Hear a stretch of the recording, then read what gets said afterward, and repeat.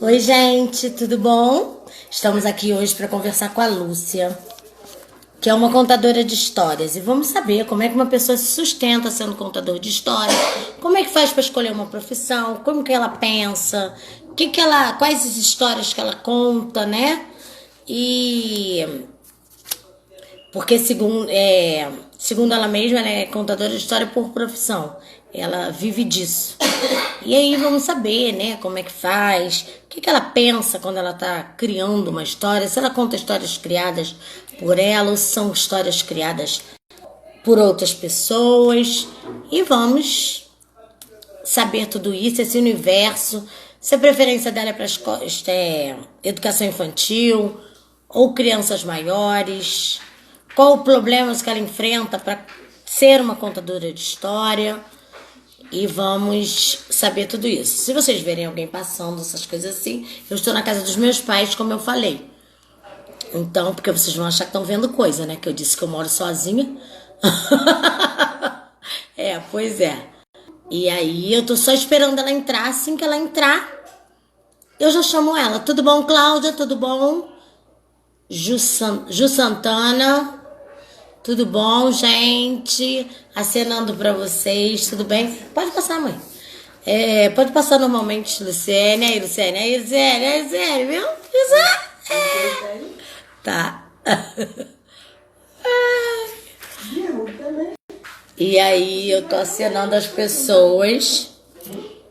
Eu aceno sempre para as pessoas. Ah, Isabel tá aí. Feliz aniversário, meu amor.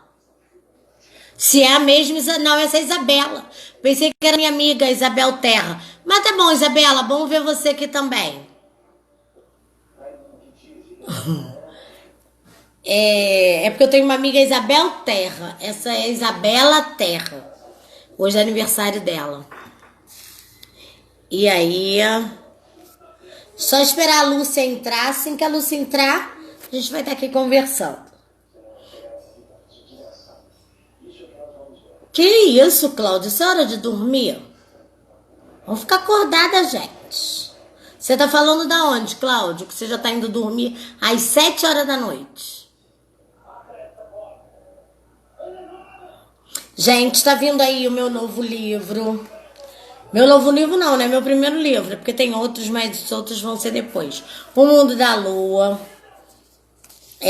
Eu não sei como é que faz pra quem quiser já pedir. Eu não sei como é que faz. Eu tenho que perguntar as pessoas lá como é que faz.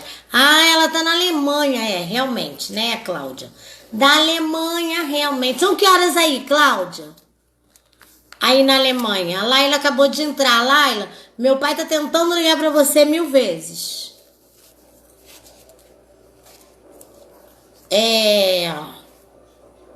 São que horas aí, Claudinha? Ela tá na Alemanha. Realmente, né, da Alemanha é bem mais tarde já, né? É porque como essa é uma live adulta, ela é nesse horário. Fala criança que é às 3 horas da tarde. Então fica mais fácil para quem mora longe, né? Meia-noite. Meia-noite é hora de estar dormindo. Concordo com você. Meia-noite é hora de dormir. A Lúcia já chegou, então vamos lá receber Lúcia Moraes. Lúcia Moraes. Viu? A mulher me conhece lá da Alemanha. Tô ficando chique. Ela na Alemanha, as pessoas estão me vendo. Tá vendo, gente? Tô aí. Estou só aguardando ela entrar. Beijos, meu amor. Dorme com Deus. Oi, Lúcia, tudo bom? Oi, amore, tudo bem? É uma maratona, né? Nossa, nem me fale. Eu não consegui assistir. Era no Facebook? Menina, um monte de gente não assistiu, porque eu não mandei uma arte, o flyer era do Empório Vitrine. Então, mas não estava dizendo se era no WhatsApp ou era no Face. Instagram. Eu fui no Face, fui no Instagram, não achei lugar nenhum. Era no Instagram. Eu não achei. Tá lá, tava. Depois um monte de gente teve dificuldade, mas foi bem legal. Eu achei assim, tinha um homem falando, mas já era 5h44, nada de vocês. Já tínhamos saído. Ah, Nós saímos Nossa, foi. 5h30 em ponto, ela não vai estar. Ela vai chegar um pouco depois, aí tô esperando. Nossa, terminou 5h30, 5h25, por aí. Ah, por isso que eu não vi. E aí, Lúcia, vamos aí tá falando para as pessoas quem é Lúcia Moraes, explicar para as pessoas quem você é e no final a gente fala onde as pessoas podem te encontrar. Mas quem é Lúcia Moraes? Bom, Lúcia Moraes é uma pessoa que descendente indígena Tucuju, dos povos Tucuju do Amapá, que já está há 21 anos no Rio de Janeiro. Tenho um filho de 23, ele veio bem pequeno para cá. E que mais? Sou professora, tenho formação, sou professora, tenho 2 pós, uma em psicopedagogia e recentemente agora especialista em literatura infantil juvenil. Sou atriz, estive recentemente também com o espetáculo Arandu Lendas Amazônicas, com todos os CCBBs do Brasil. Sou contadora de histórias, que eu acho que é o que mais eu gosto de fazer. Amante dos livros, da arte, das brincadeiras. É isso, amor. Eu sou pouquinho de cada coisa. E assim, a sua família indígena, você tem contato com eles? Tenho, mas assim, quem nasceu na aldeia mesmo, na tribo, não está mais com nós. Foi a minha bisavó, a minha avó. Minha mãe, assim, um pouquinho, eu já um pouco mais longe, né? Carrego toda essa cultura, essa coisa, porque é normal lá no Amapá, quem é de lá. Essas coisas da farinha, do açaí, do cupuaçu, do cupi, tacacá, eu carrego essa cultura. Então, aquela coisa também de ter nascido brincar no pé no chão, tomar banho de rio, essas coisas. Eu tenho contato, assim, inclusive esses dias agora minha mãe esteve aqui, passou, assim, 3 meses aqui dentro de casa, né? E ela já foi, tá com uma semana. E é isso, amor. E aí, você faz questão de trazer essa cultura indígena para dentro do seu trabalho. Enquanto professora, você trazia isso para as crianças? Quando eu o quê? Repete? Você, enquanto professora, tem um rádio alto aí. É lá na rua. Ah, tá. Aqui também Lá tem na rua. bate um negócio. Falei, mas agora, gente. Ninguém merece. Você enquanto Então, professora. Sim, sempre levar isso para dentro de sala? Sim, sempre eu procurei trabalhar com as crianças, tanto as lendas quanto dos costumes, alimentação, sempre eu procurei fazer isso com as crianças, e crianças pequenas mesmo, de berçário ao 1º ano. Sempre procurei mostrar para eles essa beleza, essa cultura indígena, fazer com eles coisas da tradição indígena. E minha avó tecia, fazia aquelas cestas de cipó, aí a gente fazia com jornal, com rolinho de jornal. E sempre procurei passar isso desde quando eu estava em sala de aula. Porque assim, o índio como negro foi praticamente esquecido quando começaram a escrever a nossa história, né? Pegaram só a parte que eles queriam de nós, tanto do negro quanto do índio, e colocaram lá o que eles queriam. Então, você fazia manter viva a verdadeira história do índio, né, dentro da sua sala. Era isso? Com certeza. Eu não só na época quando eu estava em sala, mas depois que eu fui para os projetos de leitura, na biblioteca, nos projetos que eu tenho, o livro Bate a Sua Porta, leitura na feira, eu levava os livros de poesia indígena para mostrar. E até hoje não parou, desde lá até agora eu procuro mostrar os costumes e a literatura indígena. Porque enquanto eu viver, eu vou levar isso, não vou deixar morrer, sabe? Porque isso está entranhado em mim, isso faz parte de mim. E eu acho que a gente não pode deixar morrer isso, não, porque a cultura indígena está em todos nós. É só andar pelas ruas do Rio de Janeiro, de Brasília, de São Paulo. Copacabana é um nome indígena. Vários nomes da cultura indígena, das aldeias, das tribos indígenas estão pelo nosso Brasil inteiro, gente. Os costumes, a gente vai fazer uma pesquisa, esse hábito, esse costume de pintar o rosto, de furar a orelha, tanta coisa, tudo isso é herança indígena, gente. Né? E a gente que, tanto eu, negra, você, indígena, a gente sente a necessidade de manter viva a nossa história, né? E Com assim, certeza. as histórias que você conta são histórias suas ou histórias de outras pessoas? Olha, na maioria são histórias que eu conheci da minha avó. Aí fez, com o espetáculo, o Adilson um dia fez uma releitura das lendas, ele estudou, né, pegou livros de autores que escrevem literatura indígena, e ele fez uma misturada do que eu falava, do que eu contava. Então, eu conto também as histórias que minha avó me contava, do jeito dela, do meu jeito, passei a contar do meu jeito, então é uma mistura. Eu conto também dos outros, mas ultimamente eu tô contando mais mesmo as lendas amazônicas, as histórias de tradição indígena. E assim, quando despertou em você essa coisa de ser contadora de história? Olha, na verdade, desde criança, né, eu já carrego isso, porque eu vim de uma tradição oral. Primeiro eu cheguei nas histórias, depois que eu fui para os livros.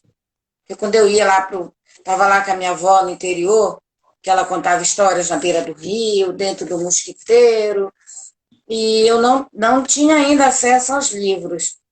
Os primeiros livros que eu comecei a ter acesso eram cordéis, e quando eu fui para a escola, e primeiro que lá em Macapá, naquela época, eu não tinha biblioteca. A biblioteca que tinha era uma biblioteca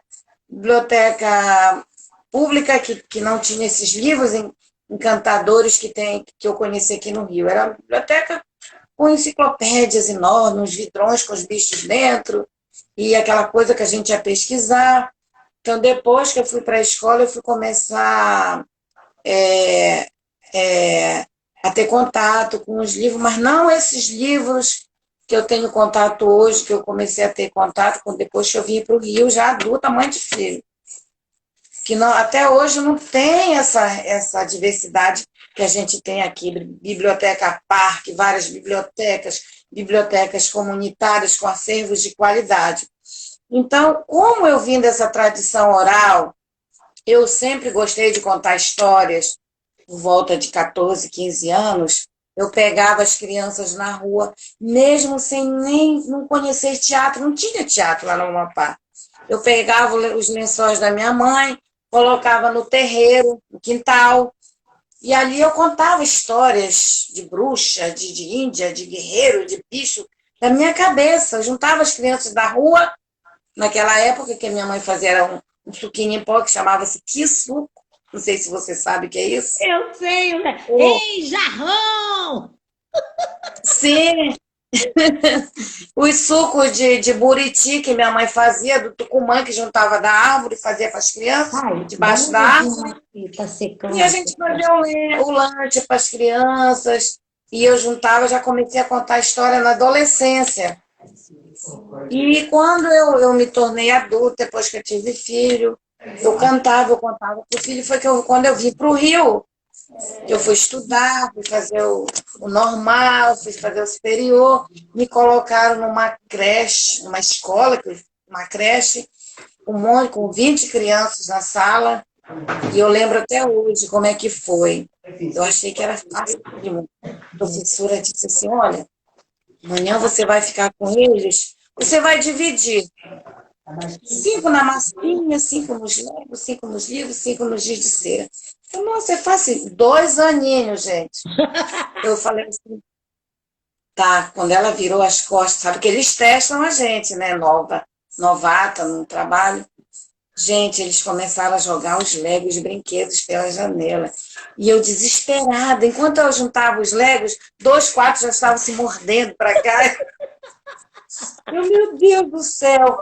E eu não, rodinha, eu não conseguia fazer rodinha. Eu era taxada de não ter pulso. Tomara que alguma delas estejam por aí assistindo. E a boé, me chamavam de não tinha pulso com criança. Eu falei, gente, o que que eu vou fazer? Aí eu voltei na minha memória. Um belo dia, aquela algazarra toda, eu fui lá, clique, apaguei a luz que eu apaguei. E eu aprendi isso com a professora anterior. Apaguei a luz e bati no armário.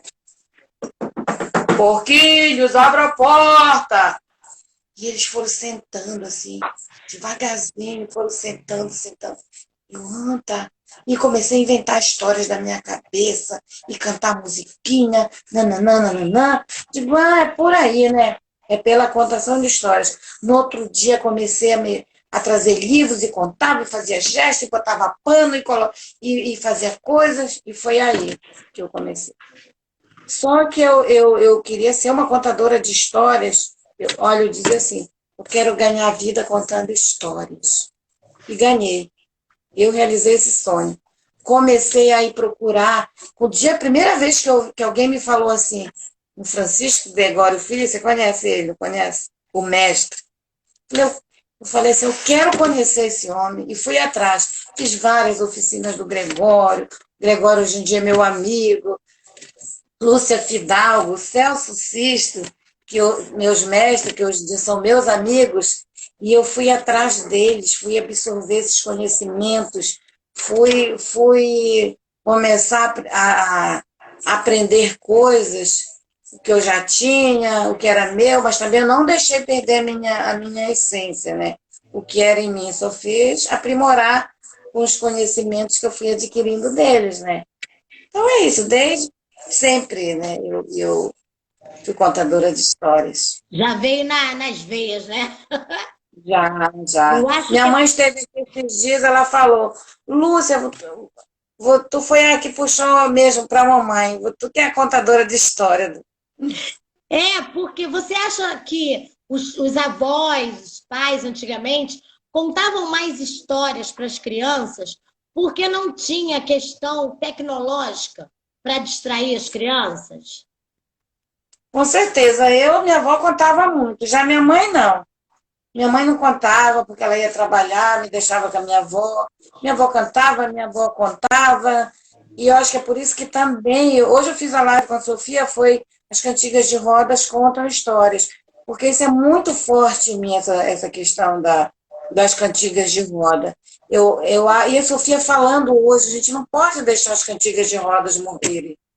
Então, eu acho assim, muito bonito ela falando, tablet é bom, computador é bom, mas brincar também de adoleta é tão bom, ela dizendo, sabe?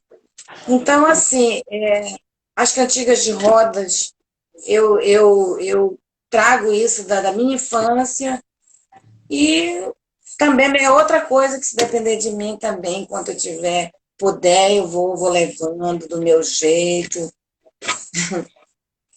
E é muito bom, né? Eles fazem mesmo, né? Agora, como é que você faz para atrair a atenção deles hoje? Você trabalha com várias idades, você trabalha tanto. As pessoas podem te chamar para contação de história, tanto para pequenininho quanto para criança grande. Como é que você faz para chamar a atenção, para prender a atenção, né? De cada faixa de idade? Adultos e idosos, né? Mas antes disso, eu nem terminei sobre, você falou dos avós, que hoje em dia não contam tanto quanto os de antigamente. Porque vira e mexe a gente escuta relato de pessoas, meu avô, minha avó contava história, é muito bonito isso. Eu vejo assim uma deficiência assim, mas tem alguns que contam assim, sabe? Mas não tanto quanto os de antigamente, né? Bom, como é que eu faço? Eu conto para crianças, desde bebês, crianças maiores, Por exemplo, como é maiores, que as pessoas fazem? Como é que você idosos. pode fazer? Como é que você faz para contar história para bebê? Vamos devagar. A bebê é apaixonante, acho que é uma das minhas favoritas, faixa etária. Com os bebês, eu posso contar assim da experiência que eu tive quando eu trabalhei na creche lá no Tabajaras, que eu era outra coisa. Eu não gosto, vou ser sincera, eu não gostava da parte de limpar cocô, de catarro, dessas coisas. E as meninas diziam assim, moça, tu que gosta de ficar fazendo palhaçada? Fica aí fazendo palhaçada que a gente vai cuidar do sério. Aí eu, oba! Então eu comecei, eles choravam, eu comecei a cantar. Como é que eu faço? É com musiquinhas, com livros, com imagens que chamem atenção, mais imagem do que texto, porque os pequenos são mais imagens do que textos, mais brincadeiras, cantigas de roda, porque é o principal para mim quando são nas. Eu coloco cantigas de rodas em todas as faixas etárias. E os bebês é assim, e o tempo é curto. Não pode querer botar 40 minutos para os bebês, que o tempo deles é muito curto, 20 minutos, 15, 20, assim, o máximo 40, mas isso assim, já gritando, nem todos aguentam, sabe? Puxar a atenção deles, quando eles estão distraindo, pá, dá um boom, dá uma coisa assim que chame atenção. E assim vai. Agora, para os maiores, por exemplo, os que já estão na fase que já estão lendo, que já começa a ter mais aquela coisa, assim, virar o nariz para isso, para aquilo. Eu tenho jeito. Não sei como, assim, mas eu consigo, assim, de uma tal forma, colocar leituras que despertem neles o interesse, o gosto. Se uma turma é muito agitada, eu vou ler Pinote Fracote, Janjão Fortão, que é um livro, estava até aqui ainda há pouco, que é um livro que ele vai se identificar. É uma leitura que a criança vai se identificar. Se tem as meninas pretas, que tem as meninas brancas que estão implicando, eu vou ler a menina bonita, bonita do laço de fita, sabe? Então tem que ver uma leitura de acordo com a realidade, de acordo com a faixa etária, uma leitura que vá provocar, sabe? Que prende, com certeza prende. E para os adultos que não gostam de ler, professores que eu enfrentei fazendo formações com professores que falam para os adultos ler, mas não leem. Que eu fazia. Vai por baixo, vai nas piadinhas, vai no humor, vai nas coisas bem assim, povão, vai naquela coisa. Aí vai tendo uma evolução, ao ponto deles chegarem ali, Clarice Lispector, Conceição Evaristo, sabe? É de acordo com a realidade, de acordo com o que a gente observa e tem que ir lá neles, lá, sabe? Então, Assim, e os idosos é a mesma coisa que criança. assim, ao contrário do que as pessoas pensam, não é uma coisa tão fácil, né? Contar uma história, Não. resolver contar uma história, não é uma coisa simples. Precisa primeiro de um estudo que te leva, né, Sim, a saber qual livro contar para tal criança, né? Tem que ter todo o conhecimento, né? Da criança, do lugar, de tudo, né? E aí, você faz. aconteceu às vezes eu ir para evento com a Arlene, uma atividade, e a gente levar, as crianças seriam da faixa etária de uma determinada faixa etária, chegar lá era outra realidade. E a gente pensava, caramba, e agora? O que, que a gente vai fazer? Mas a gente tinha que levar, como a Arlene falava, o plano B. E a gente já tinha os livros, as histórias, cartas na manga. Se for bebê, se for pequeno, a gente vai contar esse, vamos levar esse. Se aparecer outra faixa etária, ficou assim, a gente leva esse. Então, a gente tem que se preparar. O professor tem que estar antenado. Já aconteceu, poxa, eu bolei uma atividade para um dia de sol, queria fazer lá na quadra. Caramba, choveu, furou. Então, tem que pensar, o que é que eu vou fazer dentro da sala? Vou montar a cabaninha, vou pensar que atividade eu vou fazer na sala. Tem sempre que ter o plano B, assim mesmo na leitura. Entendeu? E assim, quando você está contando a história, você imagina aquele mundo, você entra dentro daquele mundo, daquela história, para contar. Como é que você faz isso? Tem que entrar.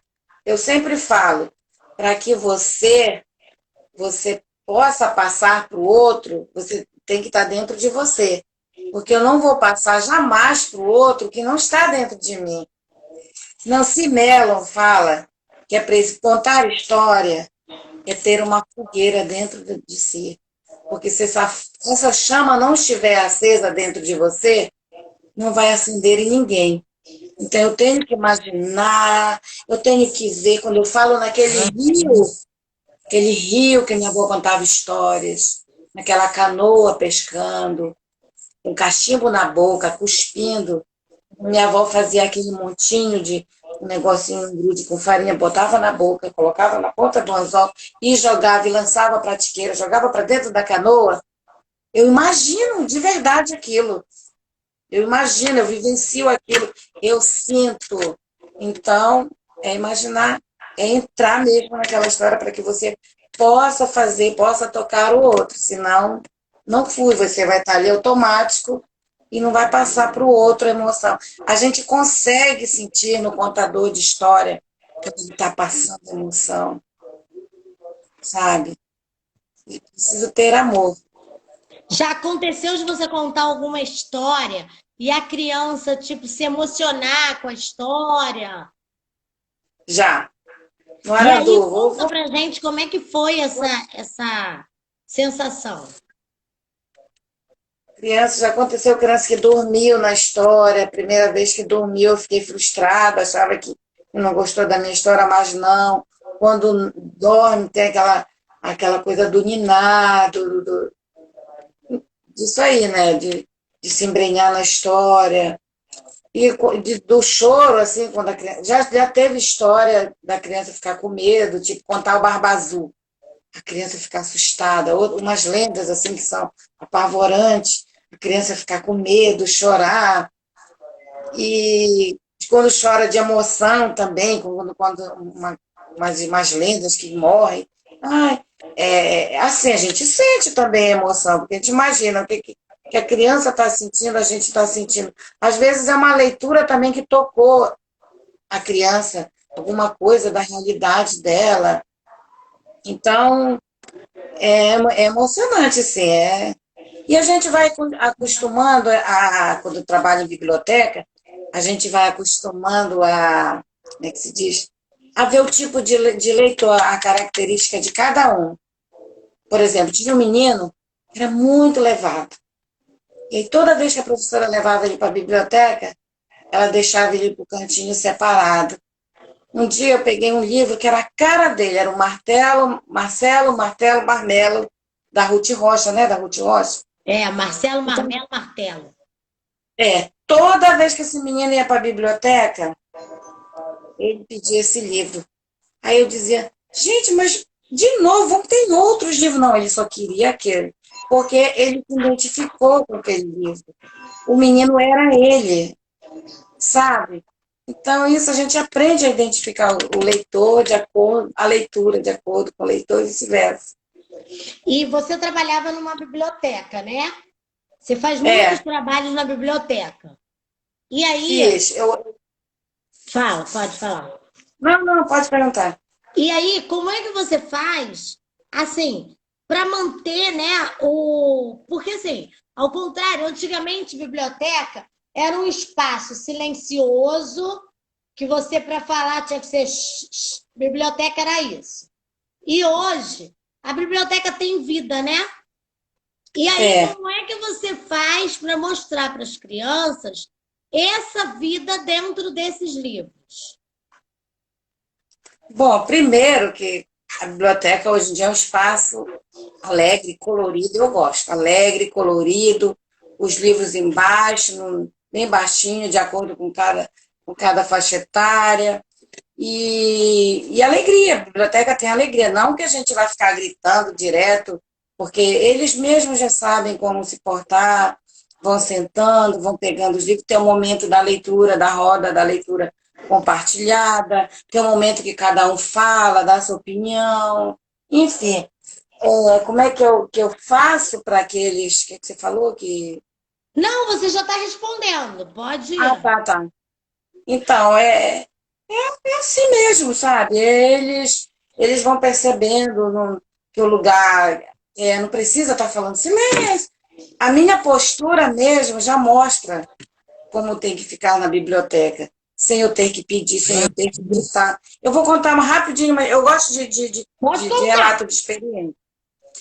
Eu recebi na biblioteca uns alunos de EJA, que tinha do lado da biblioteca, do projeto, que lá recebia era todo tipo de público. E quando eles chegaram, começaram a jogar almofada, era cheio de almofadas coloridas, eles começaram a se jogar almofada e tal. E Jesus, meu pai do céu, acostumada a lidar mais com crianças. E aí, eu disse, o que eu faço? Tudo marmanjão, sabe o que eu fiz? Fiz igual com criança. Fui lá e apaguei a luz. Rápido, eles fizeram silêncio. Cara, silêncio, aí eu fiquei assim. Vocês são bem animadinhos, né? Que idade vocês têm? Aí eles começaram a se olhar. 22, 20, 19, assim, tudo nessa faixa etária. De 19 para cima. 24. Falei, poxa, eu acho que vocês já estão assim. Eu acho que o berçário dá banho em vocês. Então, vocês estão me parecendo. O maternal, quando vem para cá, não faz isso. Tira o sapatinho ali na porta, sabe? Eu falei com eles como se estivesse falando com criança. Aí eles ficaram assim, desculpa, tá? Desculpa, professora. Não, tudo bem.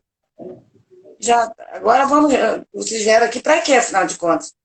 O professor falou, vem trazer participatividade, tal, tal. Aí eu falei, então tá, então nós vamos fazer isso, que nós viemos fazer. Se alguém não tivesse sentindo a vontade, aqui só fica a gente com prazer e alegria. Quem não tiver, porque eu acho que só tem, por isso que eu perguntei a idade, para ver se tinha algum menor de idade, mas eu estou vendo que todo mundo aqui já está bastante adulto, né? Então vamos lá. Tá aí, tô aqui, minha atividade no final foi maravilhosa. E foi assim. E assim, seu filho, ele também gosta de livros assim?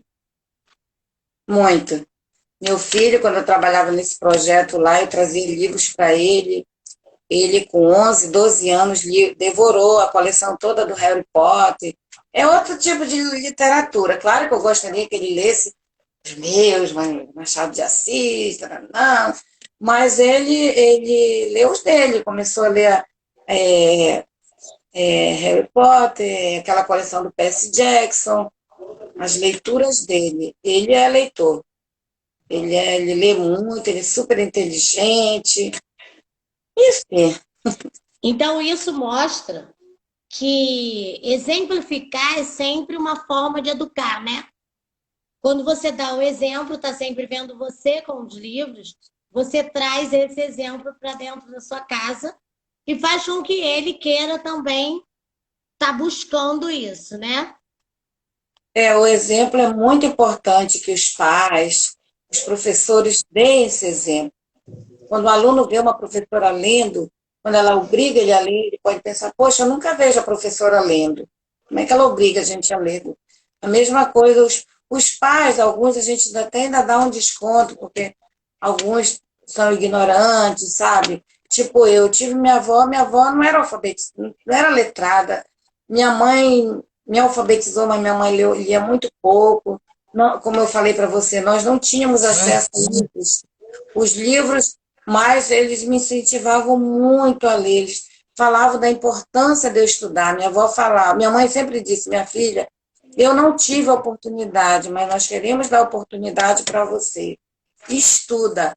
Ela dizia assim, o estudo é uma coisa que nunca ninguém vai tirar de você. O seu saber, para onde você for, você pode ir com a roupa do seu corpo, para qualquer lugar, mas o seu saber ninguém tira de você. Então, eu não tive esse exemplo de vê-las lendo. Eu tive o exemplo da minha avó contar as histórias das cantigas de rodas, como eu falei. Mas eu lia para ela, eu escrevia as cartas quando eu comecei a ler e escrever. Ela dizia, Lúcia, eu quero que eu escreva uma carta para meus parentes lá no interior. Eu escrevia, eu tinha paciência de escrever. E os cordéis, que antes de dormir a gente tinha o costume de ler. E ela pedia para eu ler. Muito legal. E assim, você pretende não, né? Você já faz continuidade com seus netos, né? Já faz Sim, essa com a Sofia e a continuidade, a gente Helena. sempre vê a contação de histórias eu estava vendo você brincando de adoleta, de musiquinhas, e trazendo essa realidade para dentro de casa, e isso ajuda muito, né? Isso deixa eles bem desenvolvidos, né? Porque a criança que lê, ela tem um interesse maior na fala, desenvolve melhor a fala e tudo.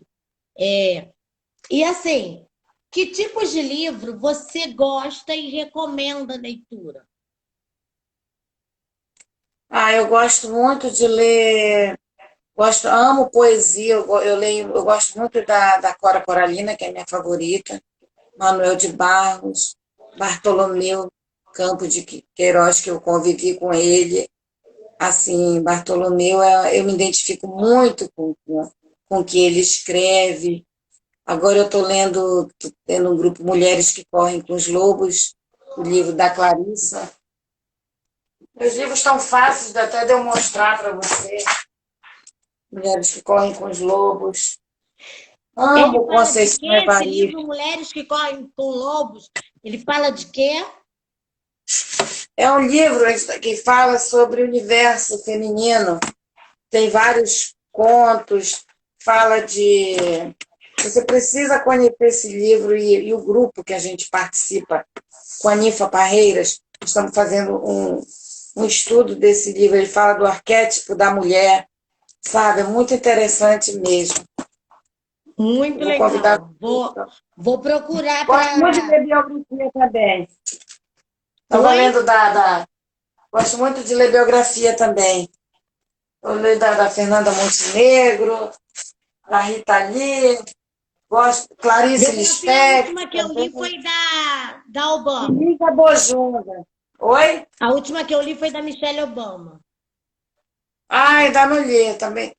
E eu gosto, leio muito Lígia Bojunga também, que é uma leitura assim, muito atual, apesar dela ter escrita há muito tempo, mas assim, é super atual, a Lígia Bojunga. Assim, é uma diversidade. E a Marina Colaçan também. Marina Colaçan é ótima, maravilhosa. E Sim, você são lê com vários, quanta vários. frequência? Eu leio todos os dias. Não estou lendo leituras de livros grossos. Todo dia eu tenho que ler uma poesia, tenho que ler um conto. Não estou lendo esses livros grossos, não. Eu estou fazendo muita coisa, mas agora, nesse tempo, eu estou lendo mesmo meu livro na minha pesquisa da pós. Aí eu estou lendo Paulo Freire, está até aqui os livros. Paulo Freire, livro de literatura indígena, que é meu livro, que é a minha pesquisa, literatura indígena, é o que mais eu tô lendo. Aí, fora isso, as poesias de Conceição Evaristo, leio com a Sofia os contos também, os contos da Marina, de noite, lendo mais livro infantil ultimamente, com as meninas. E uma poesia para trazer para gente aqui, uma poesia? Esse é meu pai, gente. Lê você quer uma poesia lida ou falada? Pode ser falada. Então eu vou ler da minha maravilhosa. Estava aqui ainda há pouco o livro dela, da Cora Coralina. Não sei. Ajuntei todas as pedras que vieram sobre mim. Levantei uma escada muito alta e no alto subi. Teci um tapete floreado e no sonho me perdi. Uma estrada, uma casa, um companheiro, tudo de pedra. Entre pedras cresceu a minha poesia, minha vida, crescendo pedras, quebrando pedras e plantando flores. Entre pedras que me esmagavam, levantei a pedra rude dos meus versos. Cora Coralina. Ela é muito boa, né? Ela fala de um. A gente consegue imaginar, né? as dificuldades que ela passou, cada pedra, cada dificuldade, e o quanto E ela ela levantava, né? Nossa, é maravilhosa mesmo. Eu consigo viajar ouvindo essas poesias dela. E agora, você poderia contar uma história pra gente, né? pode ser. Se quer uma Pode ser a que você história, quiser. procurando aqui um negócio aqui, que faz parte da contação, que eu estou achando, peraí. Dá licença.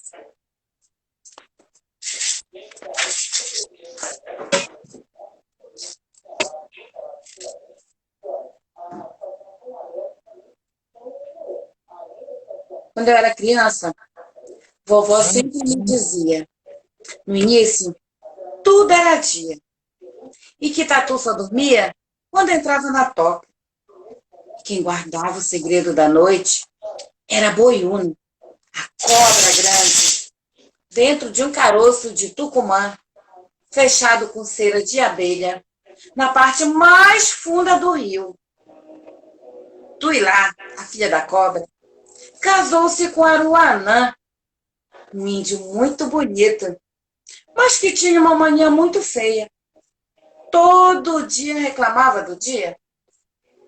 Tuilá, não suportando mais a agonia do marido, resolveu revelar a ele o segredo da noite, dizendo: Aruanã, Aruanã, meu marido, eu ganhei um presente de casamento de minha mãe.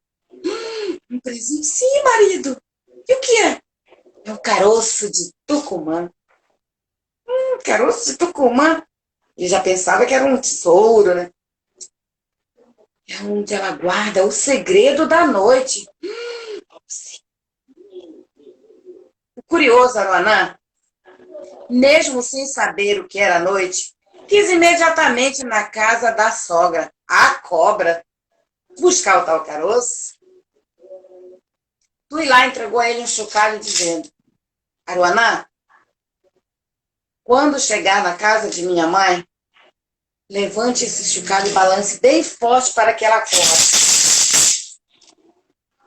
E Aruanã pegou o chocalho, colocou na canoa e desceu rio abaixo, remando, remando, remando. Foi quando ele sentiu um chuá de água muito forte. Estava ele, bem em frente da casa da boiúna, a cobra grande. E ele levanta o chocalho e balança. E surge ela das profundezas da água, a cobra grande, um caroço de tucumã entre os dentes, e entrega a Aruanã dizendo: Aruanã, abre esse caroço quando estiver na presença de sua esposa Tuilá. Do contrário, tudo se perderá. E Aruanã pegou o caroço, colocou na canoa, foi embora para a tribo, remando, remando, remando. Foi quando ele começou a sentir algo incomodar seu peito. O que incomodava o peito de Aruanã era a curiosidade, a ponto dele encostar sua canoa ali, na beira do rio, numa fogueira, encostando o caroço de Tucumã, derretendo a cera de abelha, despertando a escuridão. Bum! De repente, o mundo se fez escuro. E Aruanã não entendia o que estava acontecendo. Ele ficou com tanto medo, mas tanto medo, e arrependido por ter traído a confiança de sua esposa Tuilá. E ele volta correndo, rapidola para os braços dela, para pedir perdão. Será que ela pede? Será que ela desculpa ele? Mas é claro que ela desculpa, gente. Sabe como é que é, né? Mulher quando está apaixonada. Ela estava tão encantada por Aruanã que ela perdoou o marido. Mas ela tinha que resolver esse problema da escuridão. O mundo não poderia ficar assim, não. Como prova do seu amor por Aruanã, ela arrancou um fio de cabelo e riscou o céu, bem no meio.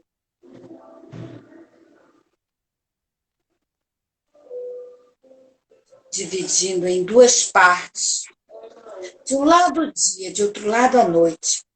No dia que já existia, deixou o sol soberano e na noite colocou várias estrelinhas no céu e uma lua brilhante para iluminar os olhos de Aruanã. Em seguida, ela correu até o igarapé e esculpiu um pássaro de lama, o pássaro cajubi, para anunciar o início do dia e da noite, da história que eu contei aqui.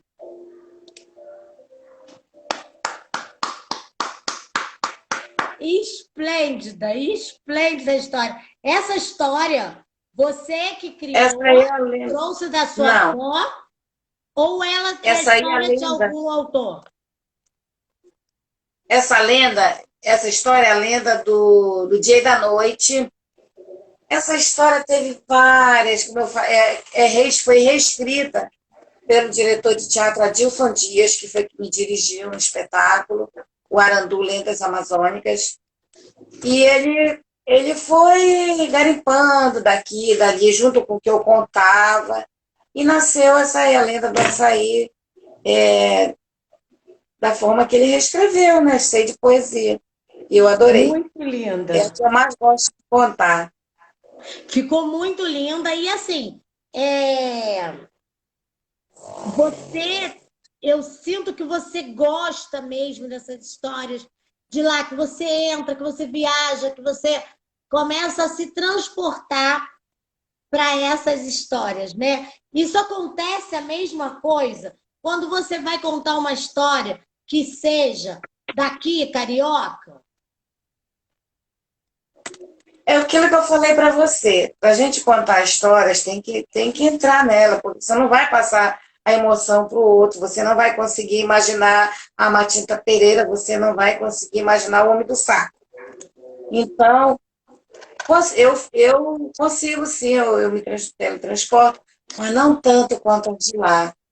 Assim, meu encantamento é quando eu conto a história do Barba Azul, quando eu conto a história da Chapeuzinho Vermelho, que não é uma história de tradição indígena. Eu imagino, quando eu conto a história dos três porquinhos, eu imagino os três porquinhos ali na mata, quando o lobo aparece. Tem que imaginar, tem que viajar, senão não flui.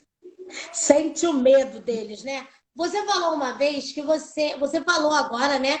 Que você queria viver da contação de história.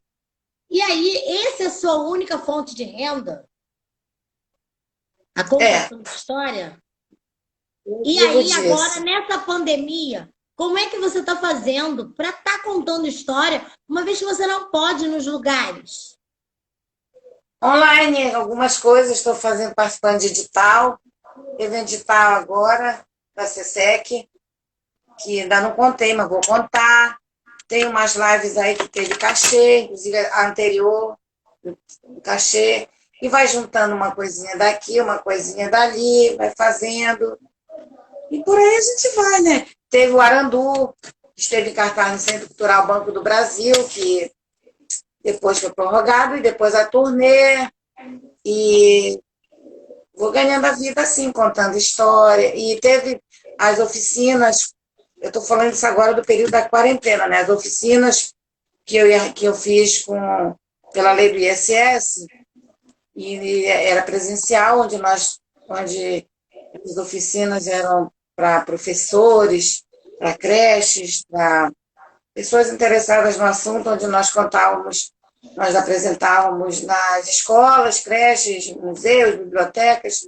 E aí, foi um desafio, nós apresentamos essas oficinas online. Elas estão lá no YouTube. Aí vem a verba do projeto, que já estamos com esse projeto já há 5 anos.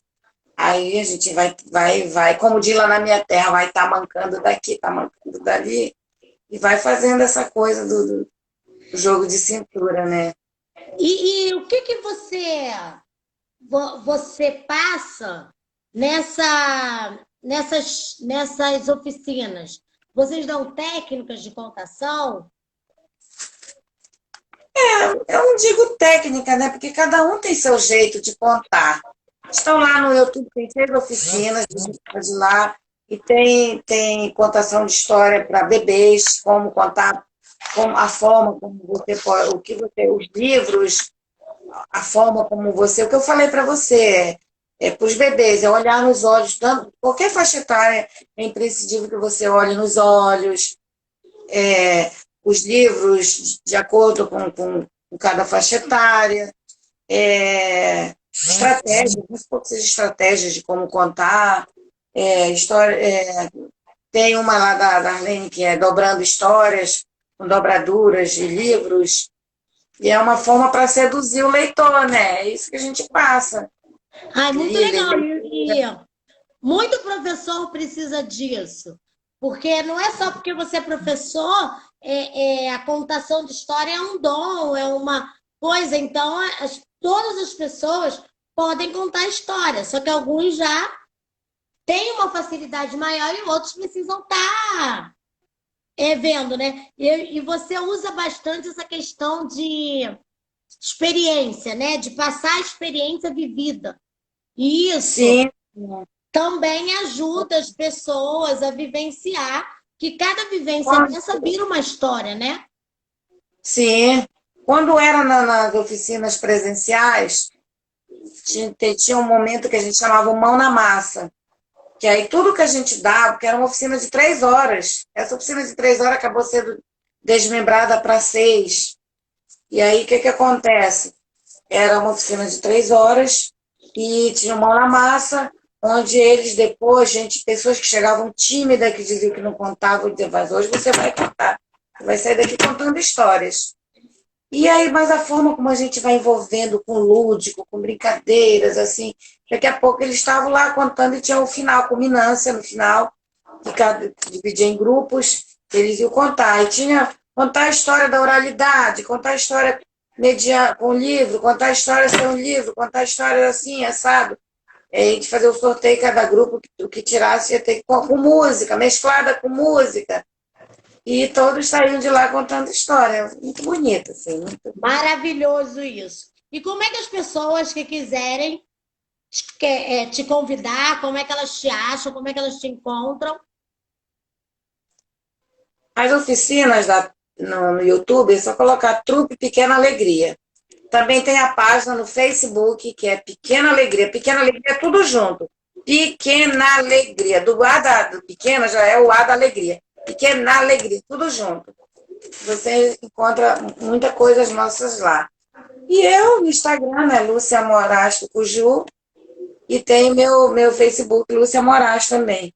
Eu misturo, faço uma salada das minhas coisas E lá. aí agora também estão usando muitas festas online, né, para as crianças, uma vez que não pode presencial. Se as pessoas quiserem, podem te convidar também para estar contando essas histórias? Conto, com certeza. Com certeza, estaremos lá contando. Ah, então tá bom que aí as pessoas te procuram, né, para contar, porque é uma ideia boa de movimentar essas que as festas estão sendo feitas em salas de Zoom, Facebook, e aí é uma forma de organizar a bagunça, né? Que fica um falatório, fala, que é uma loucura. Então, é uma maneira de organizar. Então, olha, eu queria agradecer a sua disponibilidade, né? Obrigada, Que eu sei que é um dia corrido, 2 meses você já veio de uma live de outra, é uma corrida danada, tem a questão da faculdade, né? De você terminar a sua tese. Então, eu sei o quanto é difícil, mas estou maravilhada. Muito bom poder conversar com você, esclarecer, as pessoas poderem ouvir um pouco a sua história, ouvirem um pouco de história aqui contada, porque às vezes tem muitos adultos, às vezes não tem tempo para ouvir uma história. Então, eles poderem, numa live, ouvir uma história. Então, foi muito gostoso, muito bom. Então, use esse tempo para você agradecer as pessoas. Teve uma menina aqui que falou, não sei se ela ainda está aqui. Tá, Gisele. Não, Gisele, uma que faz. Não. Helenice Ferreira. Entrei para dar um abraço carinhoso para a Lúcia. Beijos, querida. Gente, Helenice Ferreira, você não tem noção quem é Helenice. Helenice Ferreira. Ai, gente, cadê o livro? É uma escritora que você precisa conhecer, maravilhosa, contadora de histórias. Helenice Ferreira, com 2 L. Uma Vou até escritora anotar aqui incrível. coisa dela. Helenice é uma das pessoas também que eu assisti várias vezes contando histórias, que me inspirou também, ela me inspirou muito.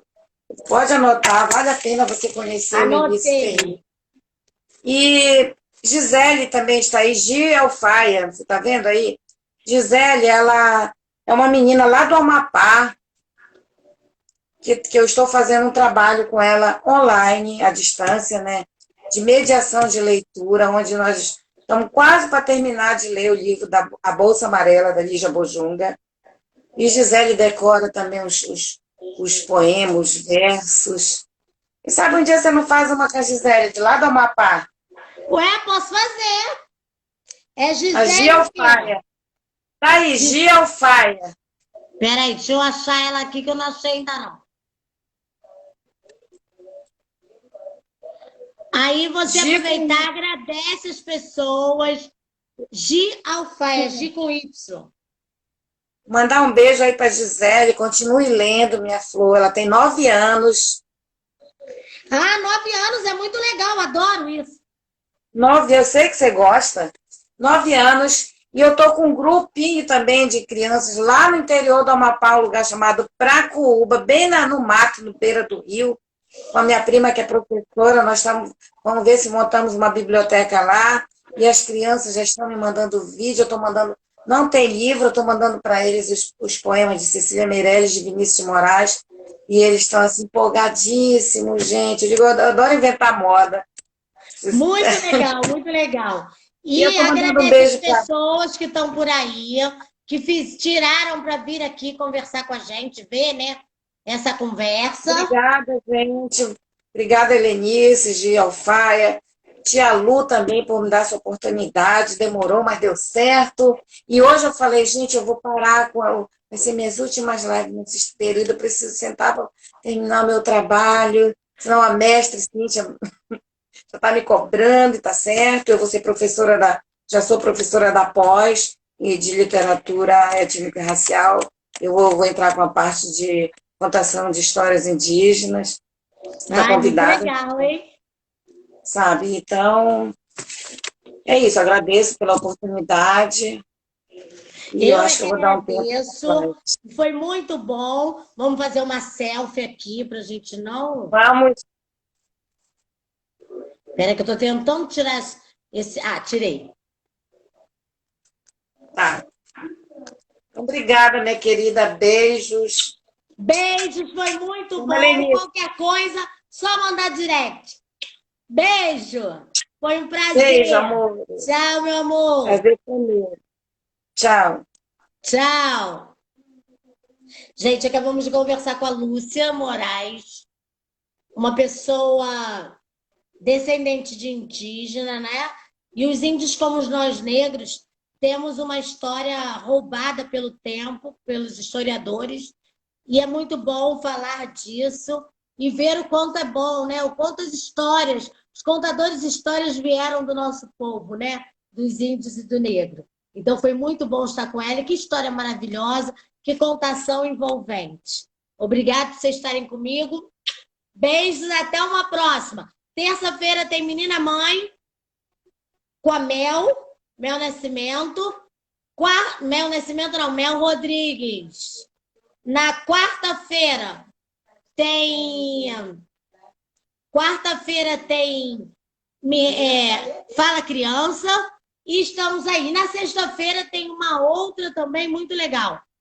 Gente, muito obrigada por vocês estarem comigo. Beijos. Tchau.